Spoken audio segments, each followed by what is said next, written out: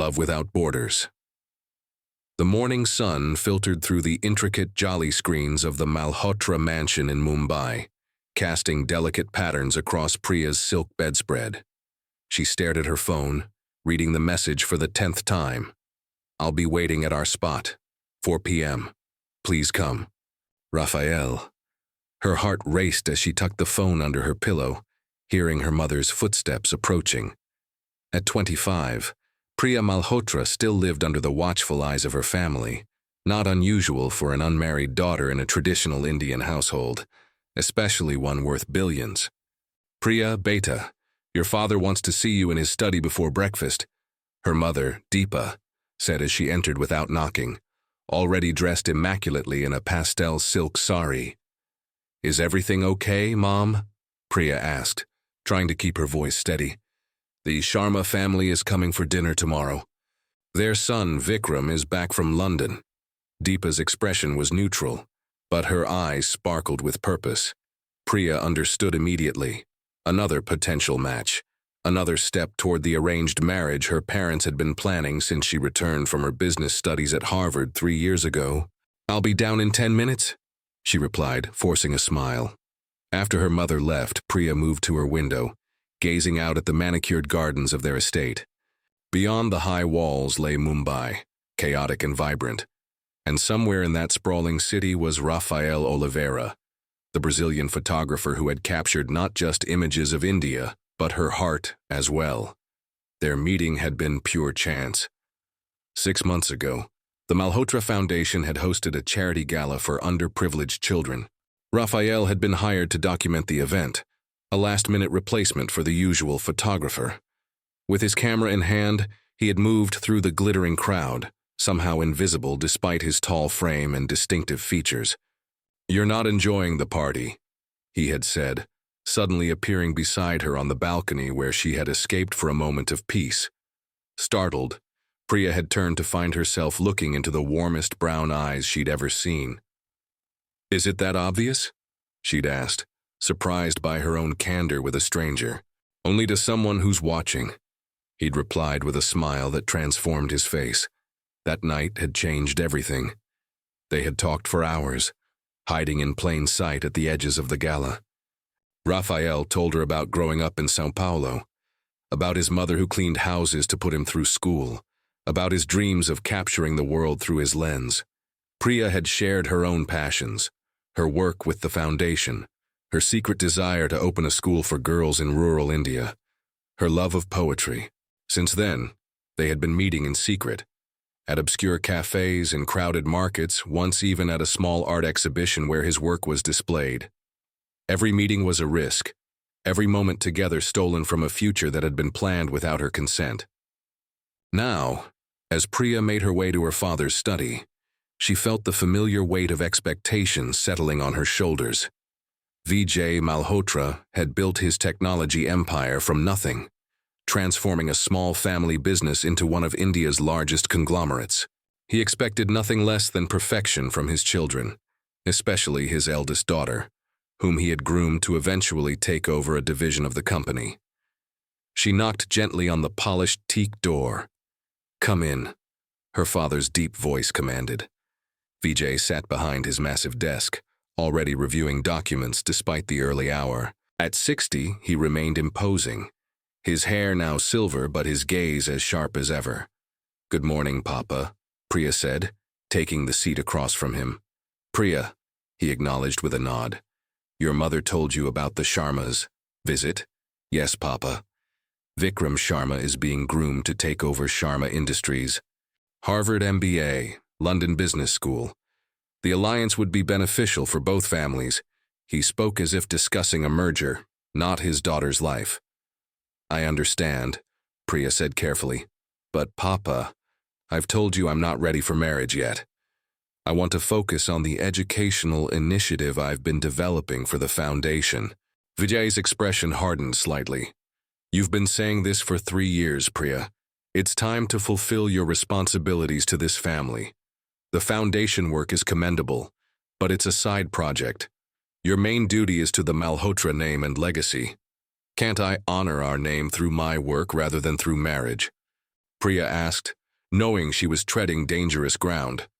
Her father set down his pen, giving her his full attention, a rare occurrence that signaled the seriousness of the conversation. Listen to me carefully, Priya. Our position comes with responsibilities. The right marriage strengthens not just our family but our business relationships, our standing in society, our entire legacy. The Sharmas are one of the few families worthy of an alliance with ours. His tone softened slightly. Besides, Vikram is a good man, modern thinking, well-traveled. You might find you have much in common. Priya knew better than to argue further.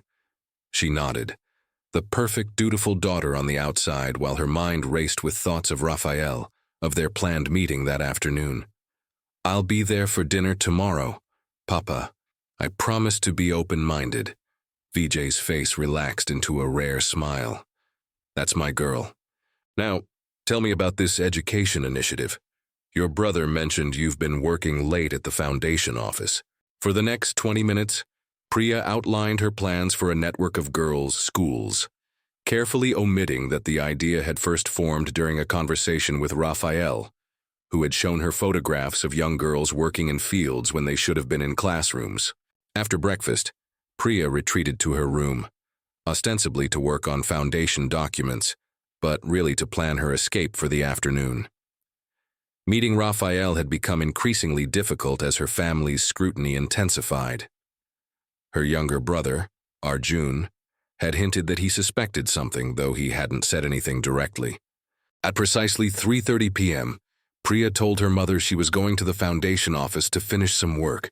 With her driver watching in the rearview mirror, she entered the building's impressive lobby, waved to the security guard, then slipped out through a side entrance where Leela, her only confidant and childhood friend who worked at the foundation, was waiting with a modest car. You're playing with fire, Priya, Leela said as they drove toward the small, obscure cafe where Rafael waited. If your father finds out about Rafael, he won't, Priya insisted, though her stomach tightened at the thought. You can't keep this up forever. The Sharma dinner is tomorrow. Everyone knows what that means. Priya stared out the window at the city rushing by, luxury high-rises giving way to more modest neighborhoods. I know, Lee. I need to see him today. When they reached the cafe, tucked away in a quiet corner of Bandra, Rafael was already there, his tall frame looking out of place among the small tables. His face lit up when he saw her, and Priya felt the familiar flutter in her chest, a feeling no Harvard-educated suitor had ever evoked. I was afraid you wouldn't come, he said softly as she sat across from him. I almost couldn't, she admitted. Things are getting complicated at home. Rafael reached across the table, his fingers brushing hers briefly before she pulled away, conscious of being in public despite the cafe's obscurity. What's happened? He asked, his Brazilian accent more pronounced with his concern. My parents have arranged a dinner, with a suitable match. She couldn't meet his eyes as she said it. Rafael was quiet for a long moment. And this suitable match, he is everything I am not. Yes, rich, Indian, from the right family. Rafa, please, Priya began, but he shook his head. I'm not blaming you, meu amor. I always knew who you were, what your life is like. His smile was sad but understanding. What will you do? The question hung between them, heavy with implications. Priya stared at her untouched chai, the aromatic steam curling upward like her own conflicted thoughts. I don't know, she finally admitted. My whole life, I've been the perfect daughter, the perfect Malhotra. I've studied what they wanted, worked where they needed me, smiled at the right people. She looked up at Rafael. But with you, I'm just Priya, not a Malhotra, not an heiress, not a business asset, just me. Rafael's eyes softened. That's all I've ever seen, meu amor, just you. My father would never understand this. Us. In his world, marriage is an alliance, not a choice. And in your world? Rafael asked quietly. Priya took a deep breath. I'm living in two worlds now, and I can't keep doing it much longer. The truth of her words settled between them. 6 months of secret meetings, of careful lies, of living divided. It couldn't continue indefinitely, especially not with the Sharma dinner looming. "Come to Brazil with me," Rafael said suddenly, leaning forward. "My exhibition is moving to São Paulo next month. Come with me. We could start a life there, away from all this pressure." Priya's heart raced at the thought. Brazil, freedom. A life built on love rather than obligation. But the other side of her mind flooded with images. Her father's disappointed face, her mother's tears, the family shame, the scandal in their tight-knit community. "I can't just leave, Rafa. My family, the foundation work. The foundation work can be done from anywhere. You could establish your schools with or without the Malhotra name behind you." "It's not that simple," she whispered. "No," he acknowledged, reaching for her hand again. This time she didn't pull away. "But maybe it's simpler than you think. You told me once that your grandmother defied her family to marry your grandfather." Priya smiled faintly at the memory. Her grandmother, Aisha, had indeed caused a scandal by choosing Vikram Malhotra, then a mere civil engineer with big dreams, over the wealthy landowner her parents had selected. It had become family legend, how Aisha had recognized Vikram's potential when no one else did, how her choice had ultimately led to the Malhotra fortune. That was different. They were both Indian, both from respectable families. My grandfather just wasn't rich yet, so it's not about love at all, it's about acceptability. Rafael's voice had an edge now. "You don't understand what it's like," Priya said, frustration creeping into her voice. "In my world."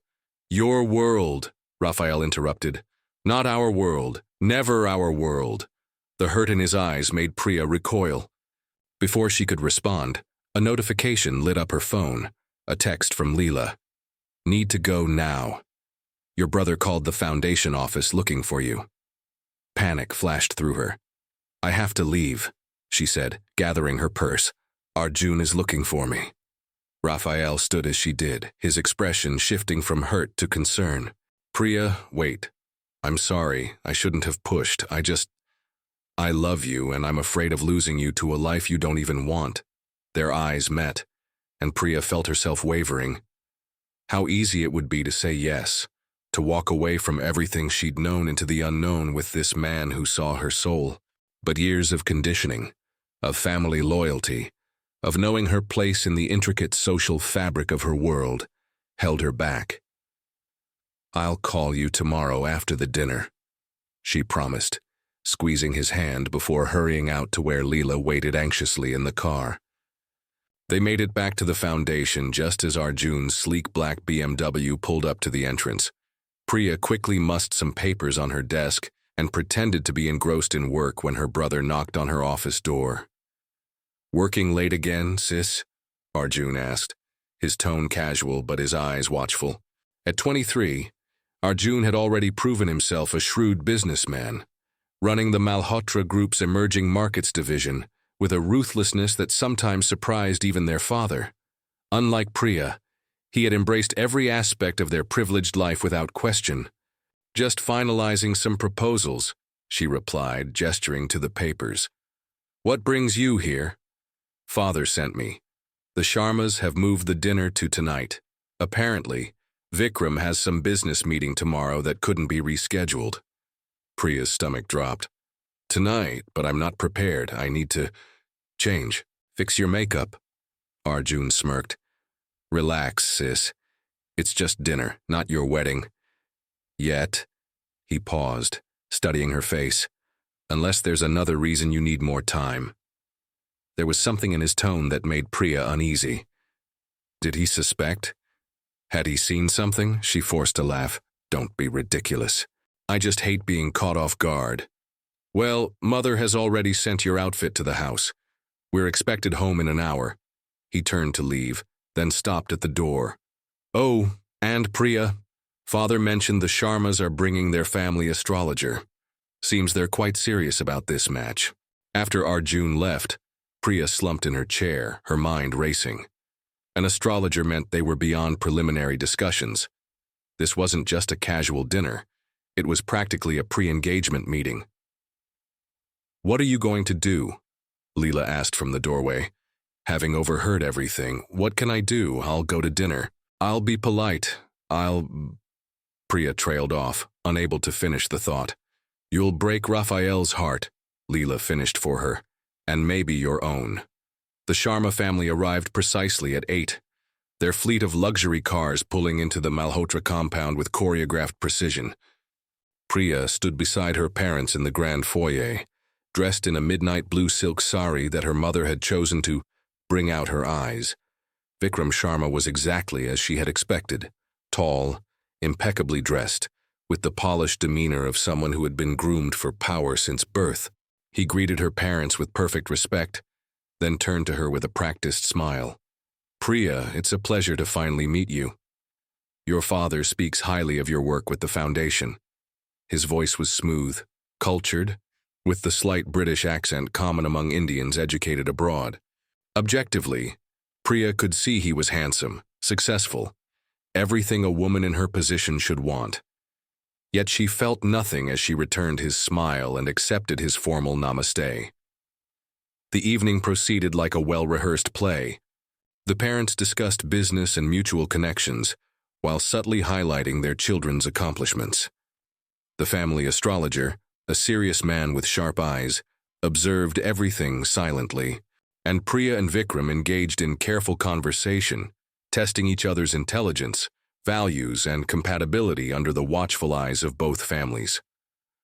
"I understand you're passionate about education for underprivileged girls," Vikram said as they sat slightly apart from the parents after dinner. "Yes, it's been my focus at the foundation," Priya replied, surprised by his genuine interest.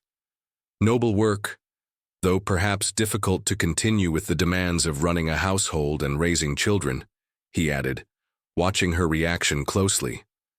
Priya stiffened slightly. "I believe meaningful work and family responsibilities can coexist.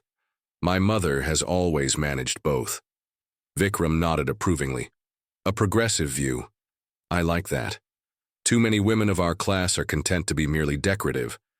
The conversation continued, touching on art, politics, travel, safe topics that revealed intelligence but not true character. Priya found herself responding automatically, while her thoughts drifted to Rafael. What would he be doing now? Waiting for her call, packing for Brazil, planning a future she might never be part of. "You seem distracted," Vikram observed suddenly, lowering his voice. "Is this arrangement not to your liking?"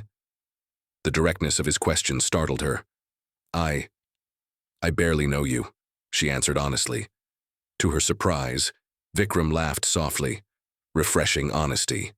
"Most women in your position would be falling over themselves to impress me by now."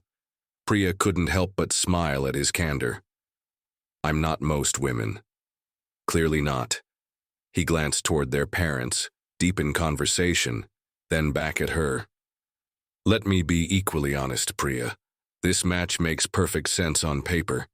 Our families, our backgrounds, our education, but I don't believe in forcing connections where they don't naturally exist." Priya studied him, intrigued by this unexpected turn. "What are you saying?" "I'm saying," he leaned closer, "that I'd like to know if there's already someone else in your life. Someone perhaps your parents wouldn't approve of." Priya's heart nearly stopped. Was this a trap, a test? She searched his face for signs of deception but found only what seemed like genuine concern. "Why would you ask that?" she managed, her voice barely above a whisper. Vikram's expression softened. "Because I was in love once, with someone my parents would never have accepted. I know what it looks like when someone's heart is elsewhere." He paused. "And I wouldn't want to build a marriage on such a foundation." Before Priya could respond, her father called them back to the main group. The astrologer had completed his calculations and was ready to present his findings. As expected, he declared their stars perfectly aligned, their union blessed by the heavens. The parents looked pleased, the match all but formalized. Later that night, after the Sharmas had left and the house had quieted, Priya stood on her balcony, staring at her phone. Rafael had texted twice, "How was dinner?" And then, an hour later, "Priya, please, Just let me know you're okay." Her fingers hovered over the screen. What could she possibly say? That Vikram seemed kind and perceptive, that her parents were already discussing wedding dates, that she was drowning in expectations and duty and the weight of being a Malhotra. Before she could decide, a soft knock came at her door. It was Arjun. "Can we talk?" he asked, his usual confidence subdued. Priya nodded, quickly putting her phone away. Arjun closed the door behind him and leaned against it, his expression unreadable. "The Brazilian photographer," he said without preamble. "That's who you've been seeing, isn't it?" Priya felt the blood drain from her face. "What are you talking about? Don't lie to me, Priya. I saw you with him last week in Bandra. I had a meeting nearby and was driving past that little cafe." His voice wasn't accusatory, just matter of fact. "How long has it been going on?" There was no point denying it now. 6 months, she admitted, sinking onto her bed. Arjun nodded as if confirming something to himself. "Does he make you happy?" The question was so unexpected, so sincere, that tears sprang to Priya's eyes. "Yes," she whispered. "He does." Her brother was quiet for a long moment. "You know father will never accept it. A foreigner, a photographer with no family connections, no wealth. It would break him." "I know," Priya said, the weight of her reality crushing down on her again. "So what are you going to do?" Arjun asked, echoing Leela's earlier question. Priya's question hung in the air between them. What was she going to do? The path before her divided sharply. Duty on one side, love on the other, with seemingly no middle ground.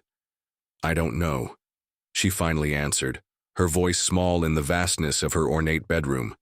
Arjun sighed, pushing himself away from the door to sit beside her on the bed, a gesture reminiscent of their childhood, when they'd whisper secrets under the watchful eyes of nannies and tutors.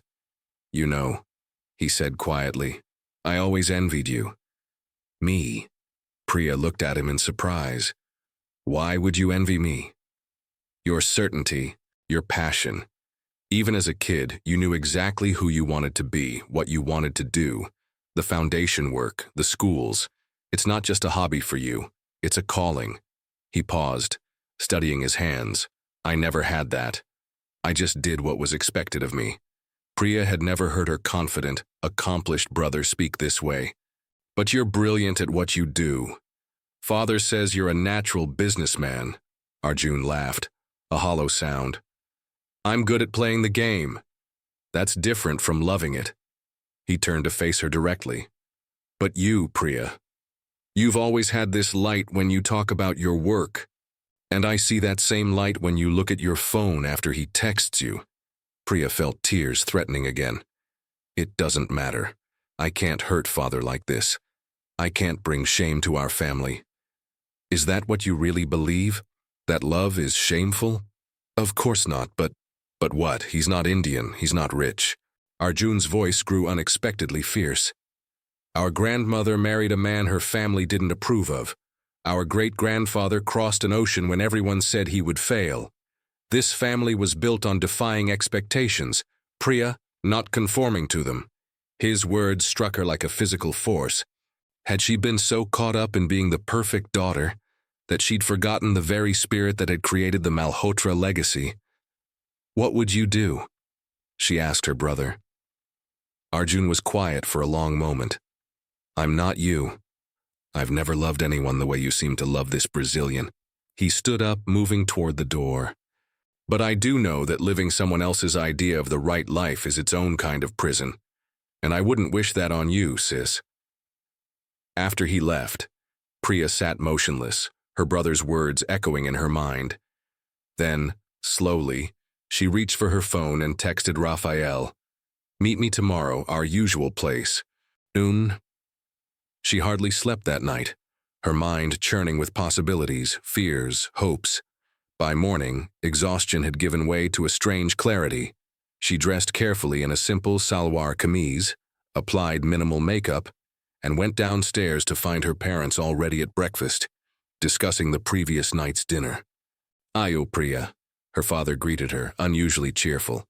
We were just talking about you. The Sharmas called this morning. They're very pleased with the match. Vikram apparently spoke quite highly of you. The astrologer's reading was most auspicious. Her mother added, beaming. We're thinking perhaps a winter wedding, after the rainy season. Priya took a deep breath, steeling herself. Mother, father, I need to speak with you about something important. Something in her tone made both parents look up sharply. Vijay set down his newspaper, giving her his full attention. What is it, Beta? He asked, his voice wary. I can't marry Vikram Sharma, Priya said, the words rushing out before she could lose her courage.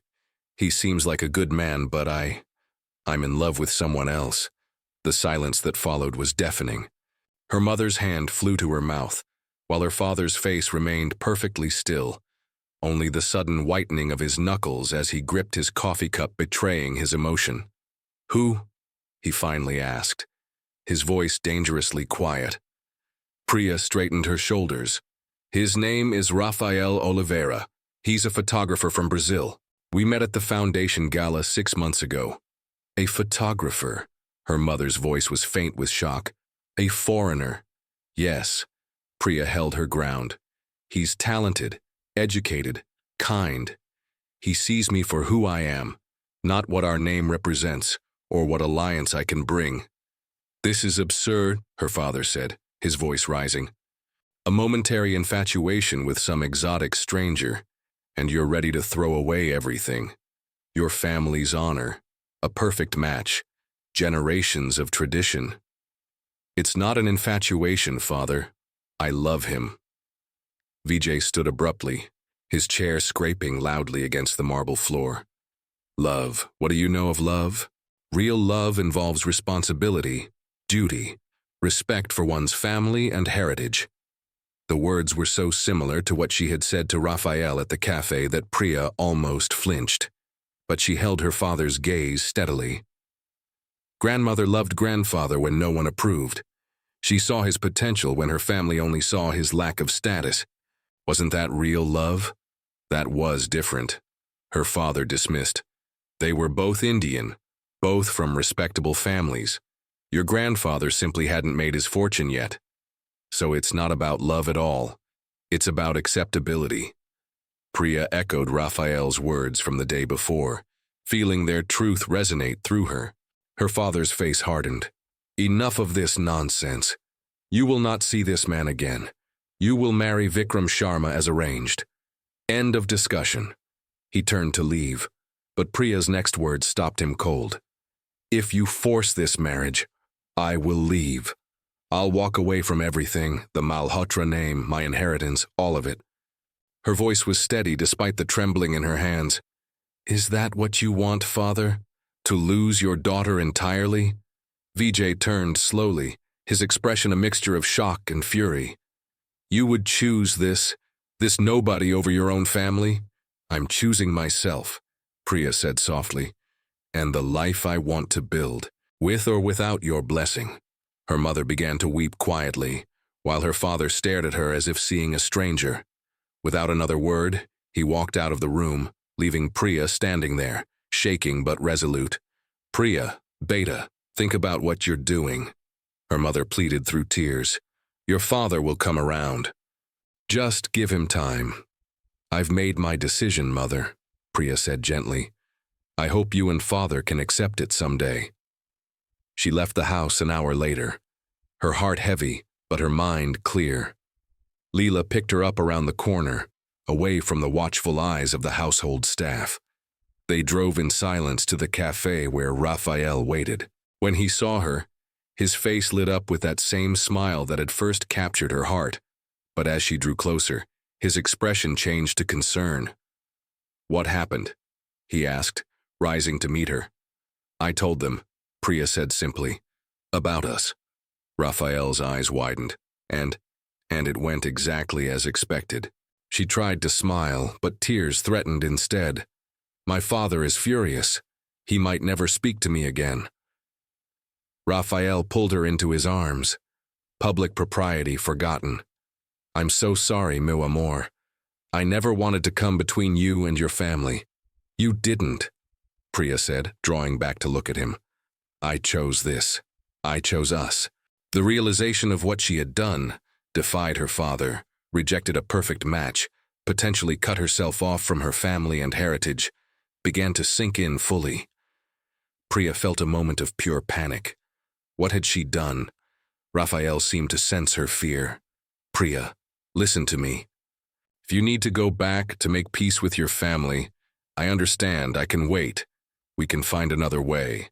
She shook her head, finding strength in his selflessness. No. I've made my choice. It won't be easy, but nothing worth having ever is. They talked for hours, planning their future together. Rafael's exhibition in Sao Paulo was just the beginning. They would travel, documenting stories of girls and women around the world. Priya would establish her schools, starting small but with a vision to grow globally. It wouldn't be the life she had been raised to expect, but it would be a life of purpose, of passion, of love. As evening approached, Priya's phone rang. It was Arjun. Father is beside himself, he said without preamble. Mother has been crying all day. What happened? Priya explained everything. Her brother listened silently. Are you sure about this? He finally asked. Once you leave, it might be hard to come back. I'm sure about Rafael, she answered. The rest, I'll have to figure it out as I go. There was a long pause. Then I'm with you, sis, whatever you need. Tears sprang to Priya's eyes at her brother's unexpected support. Thank you, Arjun. That means everything. There's something else, he said, his voice hesitant. Father wants to meet him. What? Priya couldn't hide her shock. He won't admit it, but I think your words about grandmother struck a nerve. He wants to see this man who's won his daughter's heart over one of India's most eligible bachelors.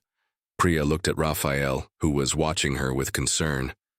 Could she subject him to her father's scrutiny, his likely hostility? But then again, wasn't this an opening, however small? When? She asked. Tonight. Dinner at the house. Just the family and him. 3 hours later, Priya stood in her family's grand foyer once again, this time with Rafael beside her. He was impeccably dressed in the best suit he owned, his natural dignity evident despite his nervousness. The dinner was painfully formal at first, with her father interrogating Rafael about everything from his family background to his financial prospects. Rafael answered with honesty and respect, neither apologizing for his humble origins nor pretending to be something he was not. And how do you intend to support my daughter? Vijay asked bluntly. She is accustomed to certain standards. With respect, sir, Rafael replied, meeting the older man's gaze steadily. Priya is not concerned with material standards. She cares about making a difference in the world, and that is what we plan to do together, through my photography and her educational work. Dreams and ideals don't put food on the table, young man. No, sir. Hard work does. Something my mother taught me when she cleaned houses to put me through school. Rafael's voice was firm but respectful. I may not have your wealth or status, but I have never been afraid of hard work. Something flickered in Vijay's eyes, recognition, perhaps, of the same determined spirit that had driven his own rise from modest beginnings. As the evening progressed, the tension gradually eased. Rafael showed them his portfolio, images that told powerful stories of resilience and hope from around the world. Priya spoke of their shared vision for educational initiatives that would empower girls across continents. By the time they left, nothing had been resolved, but a door had been opened. Vijay had not given his blessing, but neither had he forbidden the relationship outright. It was a small victory, but a significant one. It will take time, Priya told Rafael as they drove away from the mansion. My father is a proud man, but he's also fair in his way. He just needs to see that this isn't a rejection of him or our family traditions, but an extension of them, finding value in unexpected places, just as my grandmother did. 6 months later, Priya stood on a balcony in Sao Paulo, watching the sunset paint the sprawling city in hues of gold and pink. Behind her, In the modest but comfortable apartment she shared with Rafael, voices and laughter spilled from the dining room where an unexpected gathering was taking place. Her parents had finally come to visit. It had taken months of calls, of gradual reconciliation, of Arjun's patient mediation. But they had come, Vijay and Deepa Malhotra, looking somewhat out of place but making an effort.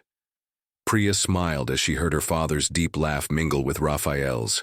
They were discussing the upcoming exhibition featuring their collaborative project, Rafael's photographs of the first school Priya had established in rural Maharashtra, funded partly by the Malhotra Foundation and partly by grants Rafael had secured through his growing reputation. It wasn't the life she had been raised to expect. There were no servants, no drivers, no family name opening doors effortlessly. But it was a life filled with purpose, with passion, with the joy of building something meaningful together. And as Rafael came to join her on the balcony, slipping his arm around her waist and pressing a kiss to her temple, Priya knew she had made the right choice. Love hadn't conquered all their obstacles overnight. Cultural differences, family expectations, societal pressures. These were realities they navigated daily, but they navigated them together, finding strength in their commitment to each other and to the life they were creating. Some borders, like those between countries, could be crossed with a plane ticket. Others, like those between different worlds, different expectations, different dreams, required courage, patience, and unwavering love. Priya and Rafael had crossed them all, not erasing their differences but embracing them, building bridges rather than walls. And in doing so, they had found something rare and precious, a love without borders, and the freedom to be truly themselves.